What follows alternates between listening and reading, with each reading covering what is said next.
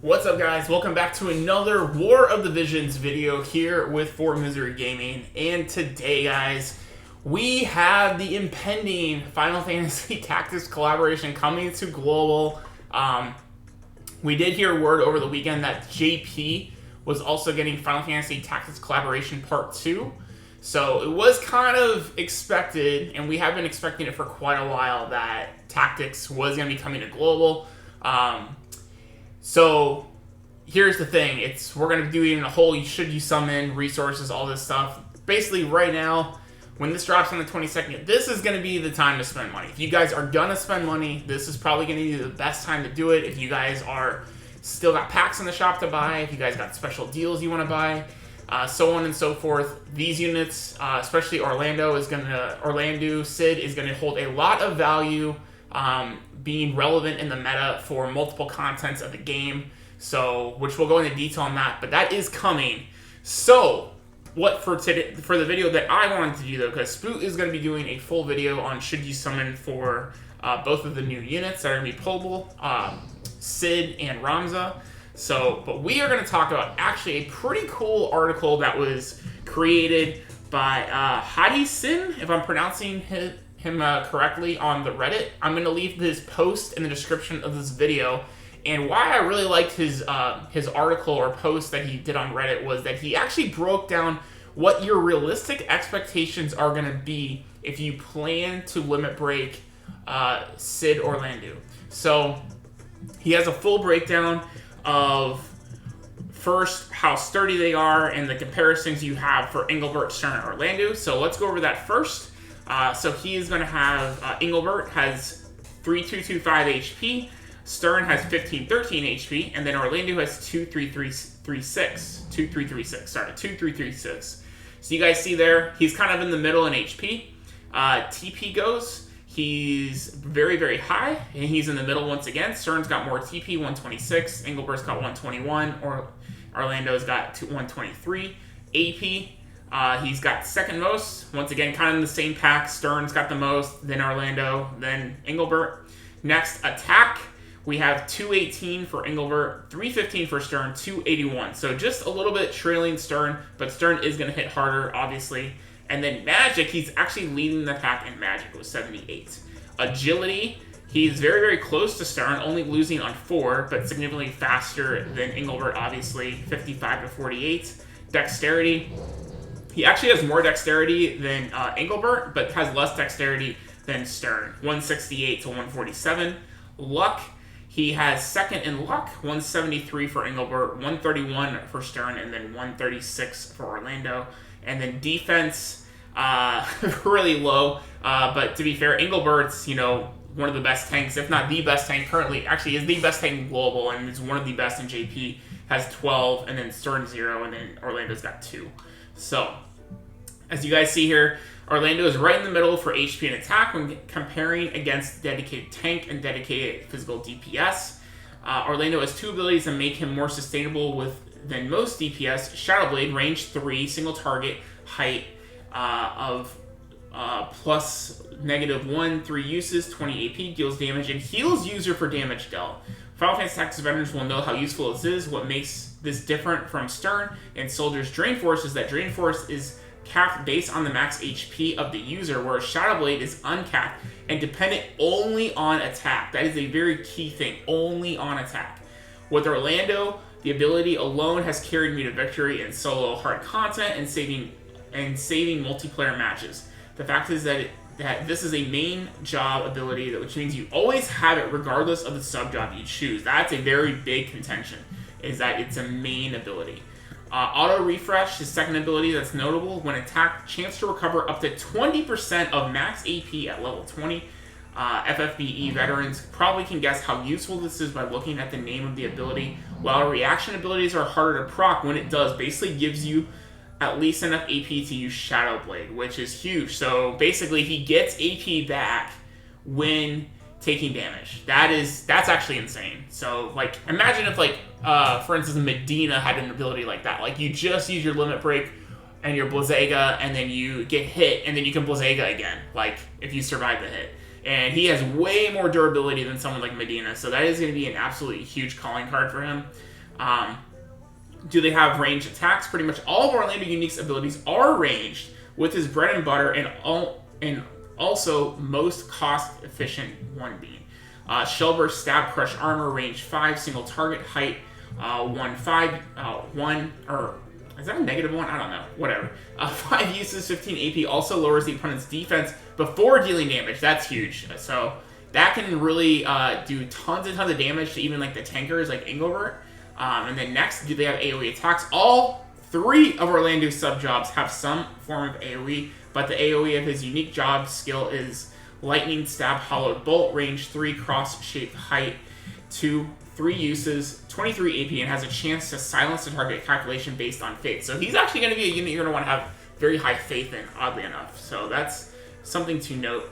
And then at raw 55 speed, pre-ability board, and everything else, Orlando is 14th out of the 65 current units available in JP right now. However, his own Trust Mastery Award gives him another 5 points to agility. So he's actually tied for Stern and compared while equipping their respective TMRs, all else equal. So that's actually really good that, you know, obviously his TMR is a huge jump in agility. That's going to bring him on par with Stern. And Stern is actually very, very fast in the current meta. So unsure if that's going to remain true once we get further along in the JP when we get the other units, but that's really, really good. So, alright, and are they easy to gear? Because Excalibur exists and everyone has it, Orlando has a big advantage here, especially if you don't want to dedicate the time to craft a +5 MR weapon. Furthermore, the Final Fantasy Tactics event itself offered one of the easiest to craft swords to date. So, basically, if you guys don't want to go through the farming to get him one of the swords, you guys can either do the event that we're going to have when it comes with the event, assuming we get the event, which I would assume we will, or you guys can just give him Excalibur. Currently, I'm probably going to try to give him another weapon, though, because currently my Engelbert has Excalibur, so I'm going to try to craft his sword. I can't remember if they said that he can use Golden Blade. If he can use Golden Blade, he could just simply go into my Stern slot, assuming I get him at a relatively, you know, short amount of summoning, and I have enough resources to actually limit break him. But so takeaway, Orlando is by no means the best DPS, nor is he broken in the way he was in Final Fantasy Brave Exvius when he first came out. However, he is undeniably useful in a lot of areas of the game. One of the best bang for your buck investment. The biggest catch, of course, is that he is time limited, which requires luck and thoughtful planning if you're not spending money. This brings us to the realities of chasing him. So this is the bread and butter of the video, what I really wanted to go over. So the very important disclaimers to keep in mind: no amount of Vizier cash guarantees Orlando, at least not in JP. There was no guaranteed step up, no spend ceiling, no pity rate, no mog shop exchange, nothing. It was just pure gotcha luck RNG that graces you with his presence or not. This is based off how the character and shards were offered in JP. So we're just going to be going into that. So let's assume that you get 1 Orlando and 150 pulls. Statistically speaking, at the pickup rate of 0.8%, spending 150 pulls, 30,000 Vizier gives you roughly a 70% chance at least of getting Orlando. That's also a 30% chance of not getting him. So I can completely substantiate this. That was about my rate when I got Frederica. You guys follow the channel. You guys know the conquest to get Frederica. So hopefully we are going to get at least 1 guaranteed UR pull. So hopefully he'll be in that, but he probably will have a split rate with all the URs. So the chance of you getting him on a guarantee is super low, but it could happen. So you guys could do those paid Vizier summons first. But yeah, be expected to spend, you know, 10,000 to 20,000, 10,000 to 30,000 currency at least to try to pull him. So like I said, they're basically anticipating 15 or more multis on average to get him. So, all right. So here's the shard breakdown. Free Vizier shard pack, 2,000 free Vizier. You can get 3 times, which is going to give you 120 shards. So that's going to cost you 6,000. You can get 80 shards given for the Final Fantasy 14 event. So that is going to be, or Final Fantasy Tactics event, I'm sorry. So total shards is going to be 80. And then you guys have the model exchange shop with gacha medals, 20 medals per 10 shards. So it depends how many shards you pull. So depends how much you pull. So basically it's every 20 medals, you basically are able 5 shards per 10 pull. So every 10 pull. So if you did 15 multis, let's say on average, That's going to give you 15 times 5, so that's going to give you, what is that, around 60 shards? You're going to be able to, no, 75 shards. You're going to be able to get 75 shards from the metals. So this is the 600 shards given is completely dependent, because obviously if you had 600 shards, then that's enough to MLB. So that's that's the cap of the most you can get. So it'll really depend on how much you pull. So the Mongol exchange is kind of, you know, that's a very skewed thing. We can't really go off that. So the elemental daily shop, shards given, 2, since you have 2 spark shops in the span of 14 days. So 250 Visior gives you 5 shards. So if this is the case, I'm really hoping what they don't do as far as the shards goes, a little segue, is I really, really hope they do not screw us like they did with Bankrid, and they don't double the currency needed to buy shards. If they do that, then these numbers are going to go up drastically. So keep that in mind, guys. I would assume still you can still get the 80 free shards in the shop, which will get you 1.5 limit breaks. But we'll have to see how that goes. And then you obviously can get the 120 shards, but if they double that, then you're looking at 12,000 Visior instead of 6,000 to get the 120. So keep all that in mind. Daily shop, that's all RNG, dependent on when the 5 and 10 shards will show up in the shop. And then Whimsy shop, again, depends. So it's all variation of that. And then he just goes into more, a lot more of the details. As you can see, you're only guaranteed 210 shards out of the 600 you need. The remaining 390 will come from a combination of Mog Shop, Gotcha Metals, Daily Store lineups, and Whimsy Store lineups. Since you spend 150 pulls on the Gotcha, that gives you 75 shards. If you exchange all your Gotcha Metals for it, assuming you get and buy the guaranteed 210 above, that means you're at 285, which is enough to LB3. So I think right here, what he states here is a very good goal. And here's why I say goal to only limit break 3. Now, obviously, you would want to try to go through the end of what he's saying and all this other stuff here. And then he has another chart breakdown here as well of everything, of where he's getting the 60,000 total Visior for his tip to save 60,000. Obviously, I don't think anyone has 60,000 at this point in the game in Global, but maybe you do. But at any rate, because if you guys, let's say, get into LB3, I think that's going to be usable enough for most content. I think he'll still be very, very good in PvP. He'll still be very, very good in raids and all of their content. That basically will let you get into almost level 80. That's going to let you get into job class level 12. Or, I'm sorry, job class level 12. Or job class 11, technically. Yeah, 12 is technically when you get to your last limit break. So you can get the job class 11. You can unlock almost his whole tree. You can get him to level 79 with 3 limit breaks, 6-star awaken, all that good stuff.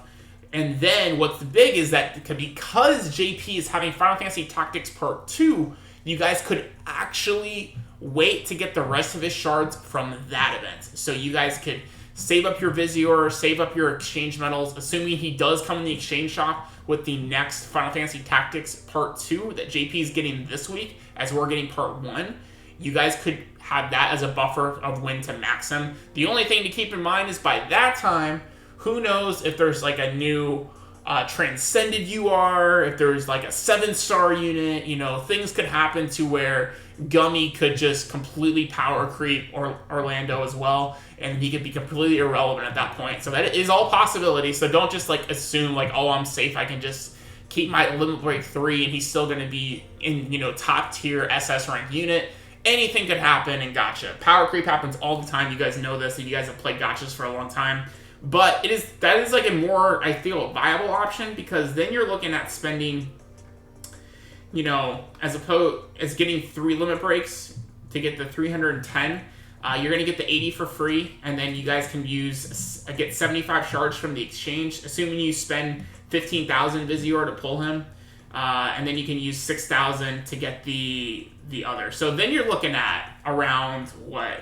You're looking at around 21,000 Visior, give or take, to get him to a limit break 3. I think that's a lot more plausible for you guys to manage 21,000 Visior. And keep in mind, you are going to have a full 2 weeks to get Visior from the events, from PvP, from daily logins, from mission rewards, things like that. I'm sure we're gonna get tons of different things coinciding with this event. There's also speculation we could be getting a 3 million download celebration to coincide with the collab, because we are really, really close to 3 million downloads. So hopefully Gummy will give us some rewards from that as well. So that's kind of where you guys are at. So if you guys are close to 21,000, you guys are probably safe to try to get into a limit break 3. If you guys are above 21,000, maybe, do what you can to try to get there. Obviously, you guys are going to spend. I'm going to have to whale. Like, straight up, I went hard into Engelbert and Frederica, and I was like, I'm 100 shards away from getting Frederica's TMR. Engelbert, I can get him to +3, and he's like then halfway to +4. So I'm just like, you know what? I went ahead and just bought everything I could in the shop and prepared for them. And I was hoping we'd have at least 2 more weeks to try to save up to maybe get myself back up to like 15,000 Visior. I'm currently at like 9,000. So it is what it is. I'm hoping the gacha gods, look upon me well, and I don't have to wail super hard on the banner. I can pull him early. That'd be awesome. But we'll see what happens. But that's what you guys can realistically expect of what your investment's going to be to go into Orlando. Or if you guys are going to go into Ramza, it's going to basically be the same thing. Ramza and Orlando were on the same banner, so keep in mind you could pull either one on the Tactics banner, assuming they don't change it in global, just so you guys are aware. But I want to give a super shout out to Hade Sin for giving us this information. This was an amazing breakdown of information. So if you guys really would go out and support his post, give him an upvote on the Reddit. Leave a comment in his thread saying, I saw Fort Misery's video of how he, talked about your article, and I just want to say thank you, good job. That'd be awesome. I definitely want to give credit where credit's due, because I definitely didn't know any of this stuff. So I just wanted to break it down for you guys in a video format so you guys can understand, and to really bring it to your guys' attention of what you guys can realistically expect to spend and what's, in the realm of possibility for your account. So there you go, guys. Hope you guys all found this information useful. If you guys did enjoy today's video, make sure you guys drop a like down below. Hit subscribe if you guys are new. Ring that bell for more future War of the Visions content. I know you guys are really going to be excited to wake up Wednesday morning to see what kind of summon salt I'll have for you guys. You know it's going to happen, so get prepared for that on Wednesday at some point. I don't know if I'm probably going to grind out the events a little bit and try to save up as much Visior as I can from the events before I summon, but I'll see when I can get those videos out to you guys as soon as possible. I'm going to try to catch up on work to make sure I'm caught up before this whole collab drops on Wednesday. So thank you guys so much for watching once again. Take care of your families. Take care of yourselves. Be safe out there in the world. And I thank you guys so much for watching once again. And we'll see you guys all next time. Peace out.